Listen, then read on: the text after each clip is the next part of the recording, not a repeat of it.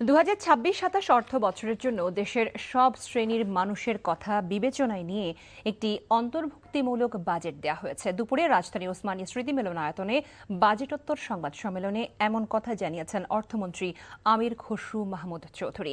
সরকারি কর্মচারীদের বেতন বৃদ্ধির কারণে দুর্নীতি কমার প্রত্যাশা করে তিনি জানান, ব্যবসা বাণিজ্য সহজ করার উদ্যোগ নেওয়ার কারণে মূল্যস্ফীতিও কমবে। এ সময় এনবিআর চেয়ারম্যান এবার বাজেটে কোনোভাবেই কালো টাকা সাদা করার সুযোগ রাখা হয় নাই বলে জানান।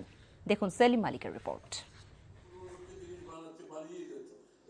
কেমন হলো প্রায় 1.5 লাখ কোটি টাকা বাড়ানো 9,38,000 কোটি টাকার বাজেট? সাংবাদিকদের প্রশ্নের জবাব এবং নিজেদের কৈফিয়ত তুলে ধরতে বাজেট প্রণয়নে জড়িত সংশ্লিষ্টদের নিয়ে অর্থমন্ত্রীর এই বাজেটোত্তর সংবাদ সম্মেলন।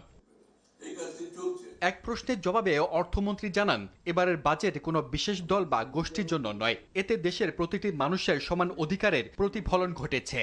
আমরা কোনো বাজেট কোনো দলের জন্য করি না, করার কোনো ইচ্ছাও নেই।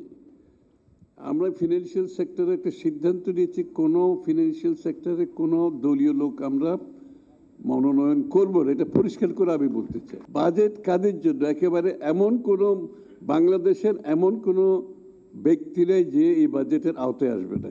বাংলাদেশের কাউকে বাদ দেওয়া হয় নাই, সুতরাং দলের প্রয়োজন নাই।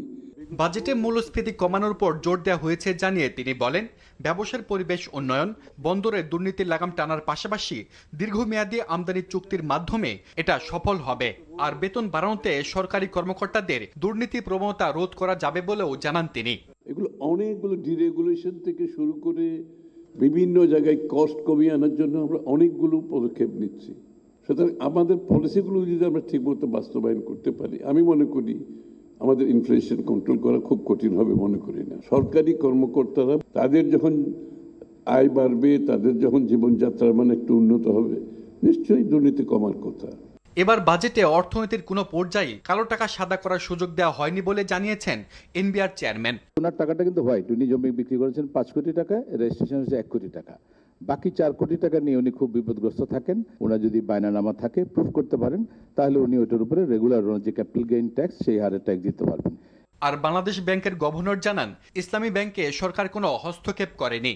ইসলামী ব্যাংকের ক্ষেত্রেও বাংলাদেশ ব্যাংকে আমাদের কিছু নিয়ম কানুন আছে, কিছু টুলস আছে, সেই টুলসগুলো আমরা প্রয়োগ করব আগামী কয়েকদিনের মধ্যেই। এটাতে আমার মনে হয় না যে যারা আমানতকারী তাদের কোনো অসুবিধা হবে।